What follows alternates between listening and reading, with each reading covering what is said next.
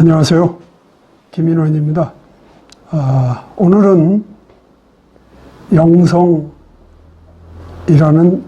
제목의 과목을 공부하도록 하겠습니다. 영성이라는 말은 크리스찬이면 많이 듣고 어느 정도 이해하고 있는 용어라고 생각을 합니다. 그럼에도 불구하고 오늘부터 이 시간을 통해 다루는 영성이란 다른 듯 같은, 또 같은 듯 다른 그 무엇이 있다는 데 흥미를 준다고 볼 수 있습니다. 그래서 타이틀로 정해진 영성이라는 말이 영어 spiritual formation이라는 그 용어에서 영성이라는 그런 한글의 번역이 나왔다고 볼 수 있습니다. 그래서 그 영성이란 제목에 한문까지 곁들여 드러내고 있지만 우리가 생각하는 영성의 한문 용어하고는 좀 다른 면이 있습니다. 어쨌든 이 과목을 본래대로 표현한다면 Spiritual Formation 이라는 제목이 되겠습니다. 이것은 특별히 그리스도인들의 생활에 많은 유익을 줄 수 있는 그러한 내용들이기 때문에 이것을 신학적인 관점에서 본다면 그리스도인의 생활 신학이다 이렇게 표현할 수도 있습니다. 물론 강의를 계속하면서 그리스도인의 생활 신학이라고 하는 것을 거듭 말하지는 않겠습니다. 초점은 영성에 있기 때문에. 그러나 이 내용들을 우리가 그리스도인으로서 잘 익히고 생활에 사용을 한다면 또는 실천을 한다면 매우 건강한, 건전한 그리스도인의 생활이 될 걸로 믿습니다. 그래서 그리스도인의 생활 신학을 다시 한번 부제처럼 표현해 보고자 합니다. 오늘 이 시간은 첫 시간이므로 서론에 대하여 이야기를 나눠보도록 하겠습니다. 다시 말하면 영성이란 어떤 의미고 어떻게 그 용어가 산출되었는지 하는 이런 내용을 살펴본다고 할 수 있습니다. 영성이란 무엇이냐 하는 것하고 세 가지의 성경의 고찰을 해보려고 합니다. 그래서 성경을 통해서 이 영성이라는 것은 어떻게 우리가 기본적인 이해를 해야 할 것인가 하는 것을 설명한 뒤에 그리스도인의 생활 신학이란 무엇인지 잠깐 설명하도록 하겠습니다. 그리고 이 과목에 강의를 하는 동안 우리가 사용하는 몇 가지의 그 사용 자료에 대한 이야기를 마지막으로 하도록 하겠습니다. 영성이란 간단하게 정의해 본다면 영의 형성이다 이렇게 말할 수 있습니다. 그래서 거기에 영과 형성의 성을 이렇게 합하여서 영성, 이 성자가 이룰 성자가 되겠습니다. 이것을 바로 Spiritual Formation이라고 이름한 것입니다. 이 영성, 즉 Spiritual Formation이라는 것에는 크게 두 가지의 영역이 합하여 있습니다. 하나는 영성, 다시 영성이라는 한글의 용어가 나옵니다만 이걸 영어로 한다면 spirituality, 영의 성질 혹은 영의 성품 이런 의미를 주고 있고 여기에 더하여서 두 번째 영역으로는 성숙이 되겠습니다. maturity. 그래서 여기에 영과 영성의 영과 성숙의 성을 또 합하여서 영성이다 이렇게 말할 수도 있을 것입니다.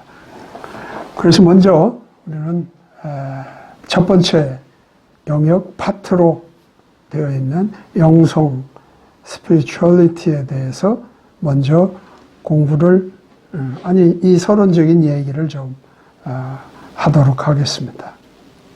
그리고 이 서론이 끝나면 이 영성 스피리추얼리티에 대한 내용의 성경 공부를 계속해 나가게 될 것입니다. 네이버 그 포털을 통해서 우리는 많은 지식을 보고 있습니다. 그래서 저도 영성 스피리추얼리티에 해당하는 영성의 지식 백과사전을 살펴보니까 대략 한 4가지로 좀 표현이 연결되어 있습니다. 그중 하나가 바로 하나님을 믿고 거듭난 모든 자에게 주어진 영적인 성품을 영성이라 말한다. 이렇게 표현되어 있습니다. 두 번째는 성령의 역사하심으로 예수 그리스도를 통해서 이루어진 하나님의 모든 은혜와 은총을 경험하는 자에게서 나타나는 아주 자연스러운 경건한 성품을 영성이라고 말하고 있습니다. 세 번째 영성에 대한 의미로 얘기를 하고 있는 것은 성령의 충만한 은혜 속에서 성령의 지배를 받고 살아가는 영적인 사람의 속성을 영성이라고 말한다. 이렇게 표현을 하고 있습니다. 영적인 성품, 영적인 속성 또는 성령의 성품, 경건한 사람의 성품 뭐 이런 것들을 지식백과사전에서는 영성이라고 표현을 했습니다. spirituality. 또 지식백과사전에 네 번째로 얘기를 하고 있는 것은 영성의 정의라기보다는 영성이 가져다 주는 어떤 유익 또는 내용이 뭔가 하는 것을 조금 더 상세하게 설명을 하고 있습니다. 이는 하나님과의 바른 관계에서 이루어지는 것으로 이를 통해 하나님과 인간에 대한 온전한 사랑과 말씀에 기초한 도덕적인 통찰과 능력 그리고 하나님의 깊은 신비에 대한 신령한 지식과 지혜를 겸비하게 된다고 했습니다.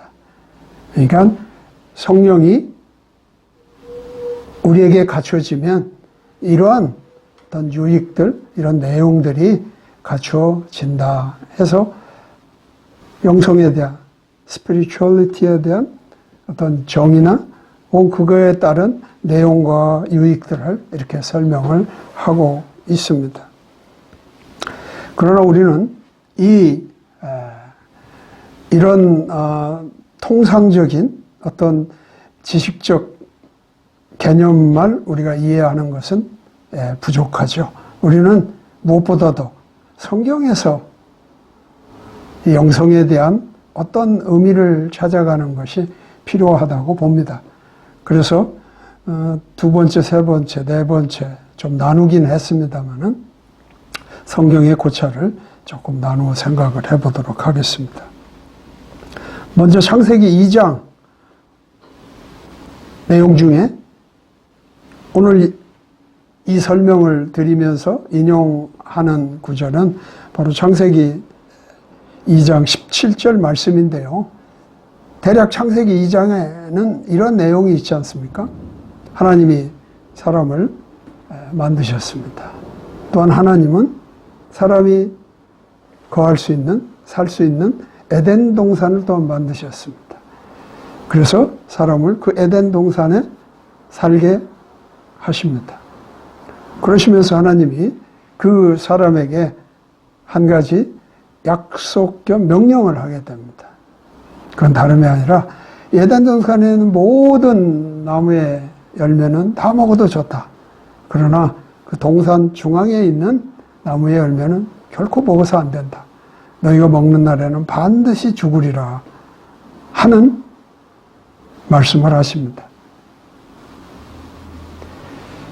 그래서 17절에 그 말씀이 아주 도드라지게 기록되어 있는 것입니다.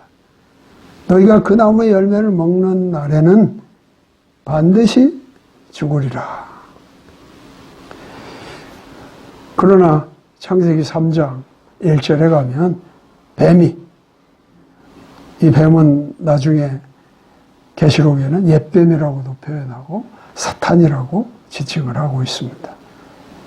이 사람을 유혹합니다. 그래서 사람 앞에 뱀이 나타나서 이렇게 말합니다. 4절 말씀에 나옵니다. 너희가 그 나무의 열매를 먹어도 결코 죽지 않으리라. 왜 하나님이 그러면 그걸 먹는 날에는 죽으리라 말씀했느냐? 그것은 너희가 그 나무의 열매를 먹고 눈이 밝아져서 신과 같이 되는 것을 아셨기 때문에 결코 그것을 먹지 말라 하신 것이다. 그러니 그 나무의 열매를 먹더라도 결코 죽지 않는다. 이렇게 유혹을 하였습니다. 잘 아는 바처럼 사람은 그 나무의 열매를 먹었습니다.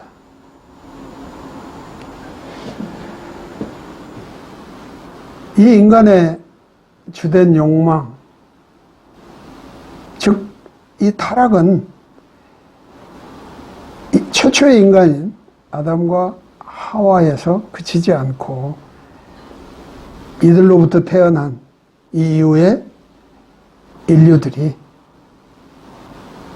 점점 더 타락의 늪에 빠져드는 것을 성경은 기록하고 있습니다.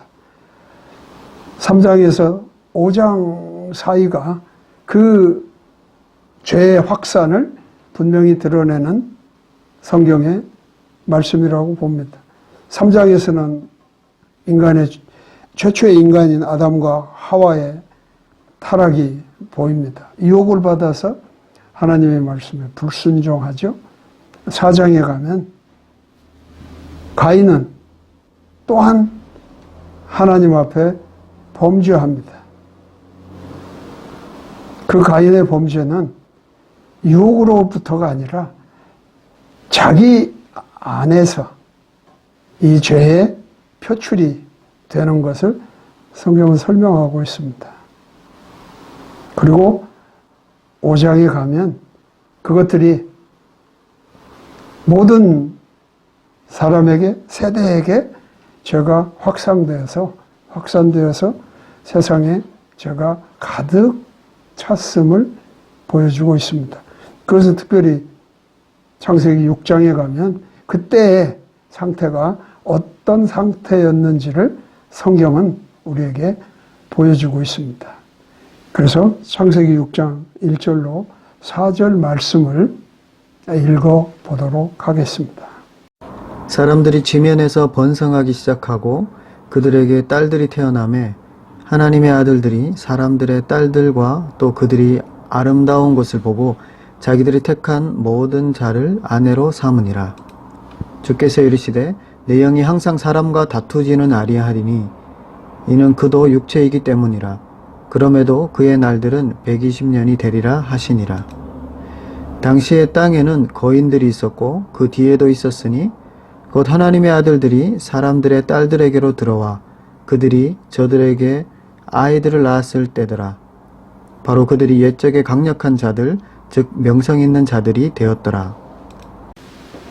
이렇게 창세기 3장으로부터 아담과 하와가 뱀의 유혹으로 범죄, 즉 타락을 한 것은 점점 더 확산되어 결국은 모든 인류가 범죄하게 되는, 그래서 그것은 곧 사망에 이르게 된다고 하는 것을 보여준다고 바울은 로마서 5장 12절에서 소개하고 있습니다. 로마서 5장 12절에 보면 그러므로 한 사람으로 말미암아 죄가 세상에 들어오고 그 죄로 말미암아 사망에 이르렀나니 이와 같이 모든 사람이 죄를 범하였으므로 모든 사람이 사망에 이르게 된다. 이렇게 창세기 3장으로부터 6장에 이어지는 이 죄의 확산, 타락의 확산을 이렇게 설명을 하고 있습니다. 이게 지금 우리가 영성이라고 하는 문제를 또는 이 공부를 하는 데 있어서 성경적으로 먼저 가져야 되는 내용입니다. 이게 성경적으로 우리가 한번 생각해 본 첫 번째라면, 두 번째는 오늘 앞에서 성경의 말씀을 살펴본 것 중에 좀 더 핵심을 우리가 짚어 설명을 더 해본다면, 하나님이 창세기 2장 17절에서 내가 그 나무의 열매를 먹는 날에는 내가 반드시 죽으리라 한 이 말씀을 한번 생각해 보도록 하겠습니다. 이 말씀은 하나님의 직접적인 진술입니다. 사실 불행한 진술이기는 하지만 이것은 하나님의 약속이기도 합니다. 하나님의 약속이라면 그 약속은 반드시 성취된다는 것이 성경을 통해서 하나님이 우리에게 말씀하시고자 하는 핵심적인 진리입니다. 하나님은 약속하시면 성취하신다.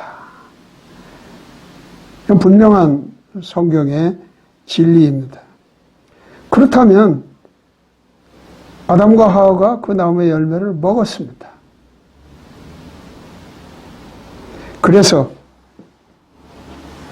반드시 죽으리라 하나님이 말씀하신 것이 성취되었나요?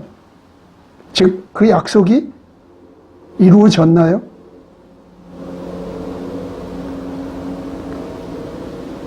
그때 사람의 상태는 어떻게 됐을까요? 우리가 아담과 하와를 먹었는데 그들이 죽었다고 말할 수는 없죠.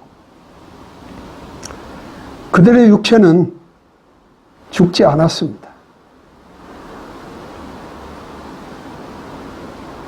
그러나 그들은 결국 죽습니다. 반드시 죽으리라 말씀하신 것이, 그렇죠, 언젠가는 이루어진다는 거죠. 그리고 사실 그들은 오랜 세월이기는 하지만 결국 죽었다는 것을 우리는 알 수 있습니다.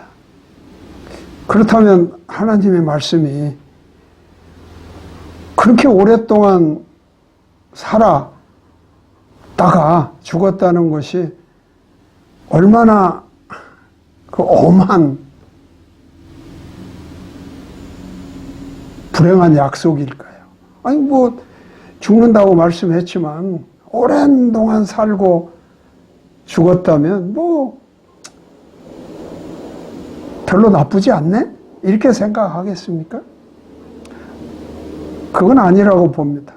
하나님이 먹는 날에는 반드시 죽는다고 하셨다면 분명 그 사람의 상태가 육체적으로는 죽지 않았다 할지라도 어떤 것이 죽었다 이렇게 볼 수 있습니다.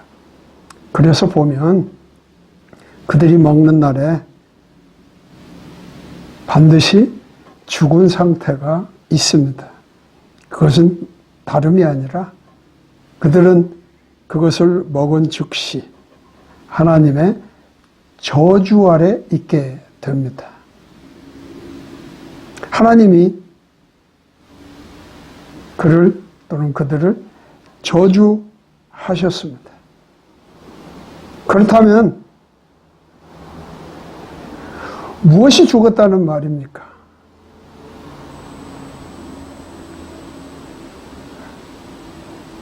분명히 그 나무 열매를 먹고 그들은 죽은 그 어떤 상태가 있을 것입니다. 그것이 곧 하나님과의 창조시에 가졌던 인간과의 관계, 즉 인간이 하나님과의 그 관계에서 단절되었다는 것을 알 수 있습니다. 즉 영의 교제가, 영적인 교제가, 즉 펠로우십이 단절되었다고 말할 수 있습니다.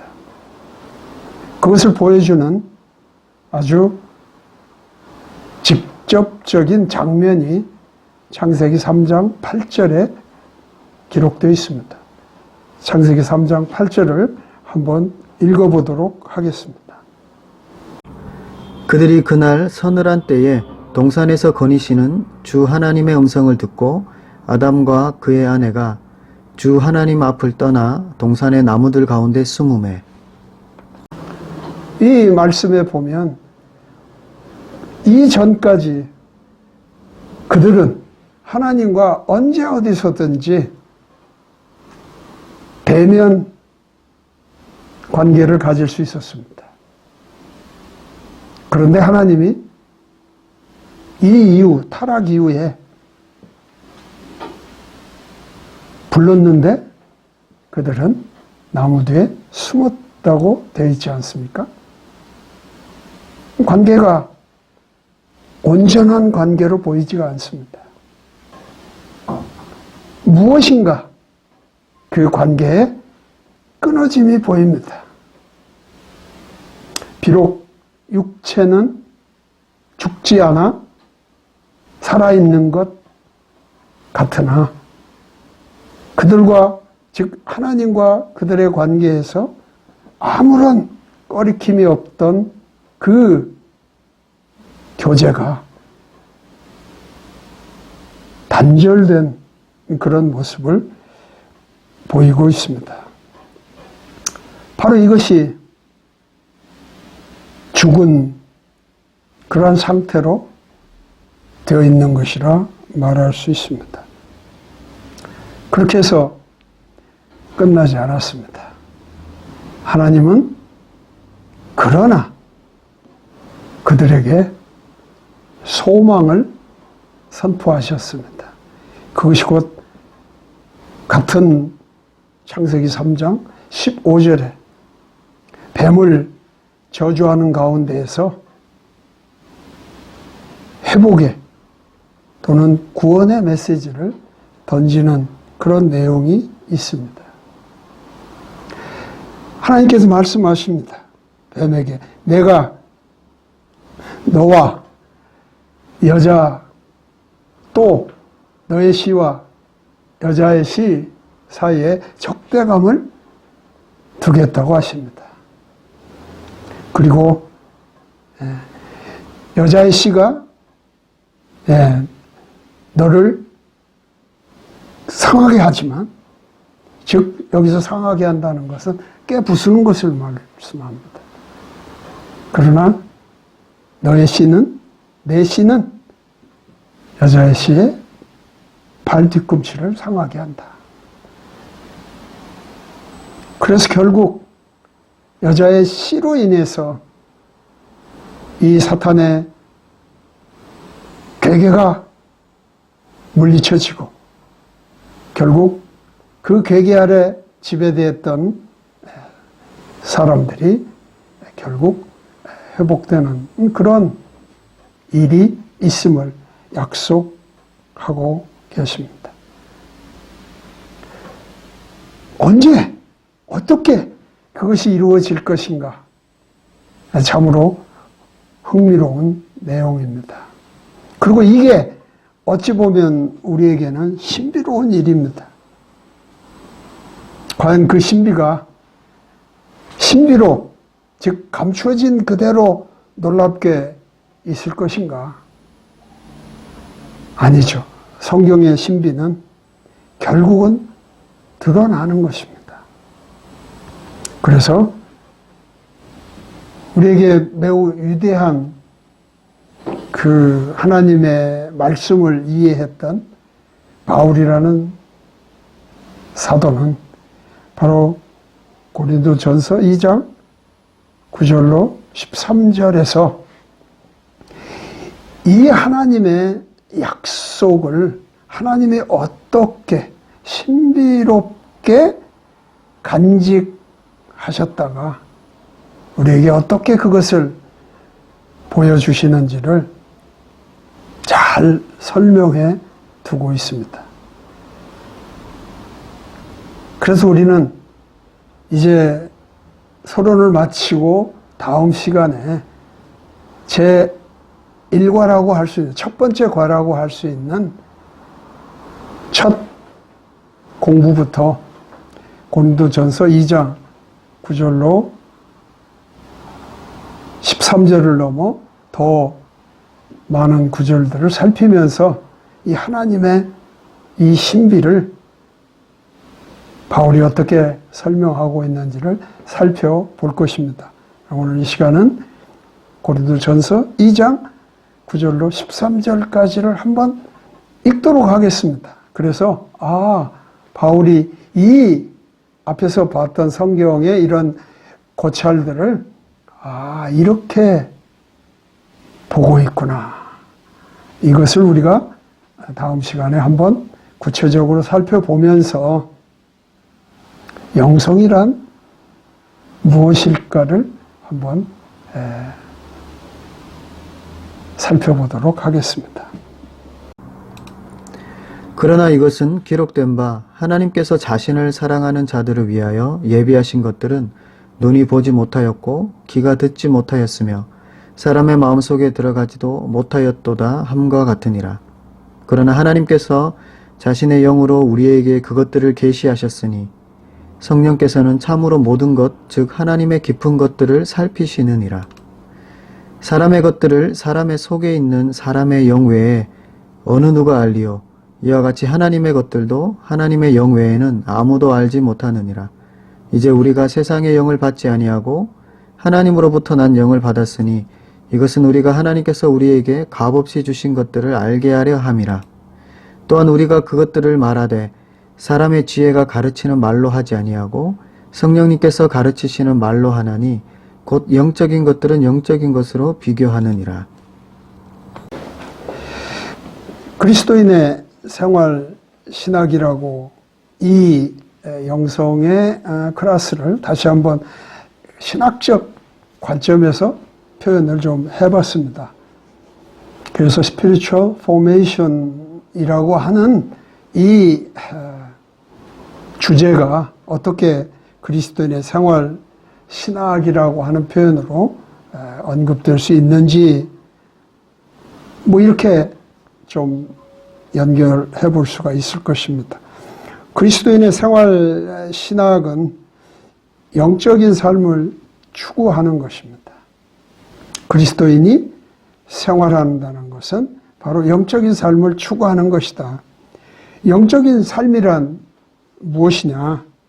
자신에게 영의 형성을 극대화시키는 그것이 바로 우리의 영적인 삶이라고 말할 수 있습니다.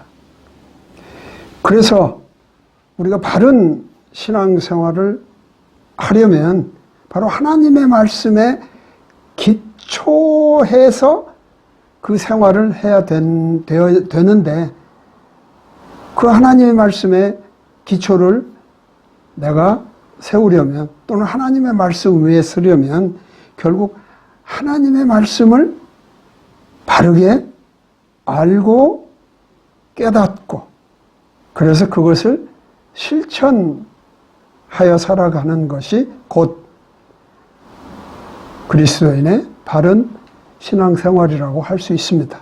그래서 그 바른 신앙생활을 어떻게 성경의 가르침 안에서 얻어서 그걸 가지고 살아가야 할까를 우리가 생각하기 때문에 바로 이 영성, 즉 스피리추얼 포메이션은 그리스도인의 생활신학이라고 그렇게 말할 수 있습니다. 서론의 마지막으로 좀 언급하고 싶은 것은 이 과정을 우리가 공부하면서 사용하는 몇 가지 자료에 대한 기본적인 언급입니다. 성경에 대해서입니다. 영어 성경은 킹 제임스 버전입니다. 물론 뉴 킹 제임스가 아니라 올드 킹 제임스이기 때문에 KJV라고 말하죠. 킹 제임스 버전을 사용합니다. 한글 성경은 킹 제임스 흠정역을 사용합니다. 그리고 많지는 않지만 다소 헬라어 단어를 또 좀 볼 기회가 있습니다. 이때 사용하는 것은 스테반 원어 성경을 참고로 하게 됩니다. 그래서 영문 성경은 킹 제임스 버전, 한글 성경은 킹 제임스 흠정역, 원어 성경은 스테반 원어 성경을 가지고 사용한다는 것을 말씀드립니다. 성경에 관해서 좀 이해할 것이 있습니다. 성경의 최초 원문은 아직까지는 발견되지 않았습니다. 우리가 성경에 흔히 원문이라 해서 발견된 가장 오래된 것이라 할지라도 그것은 사본에 해당합니다. 이 사본은 원본을 베껴 쓴 겁니다. 그걸 필사본이라고 하는데, 그 필사본을 우리는 원문으로 여기고 지금의 우리의 성경이 우리 손에 주어져 있는 것입니다.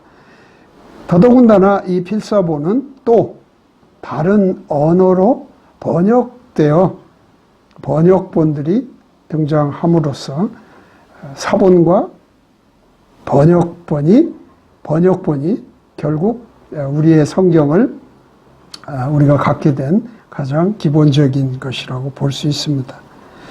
사본이든 번역본이든 어떤 성경도 본래의 원문 성경을 완벽하게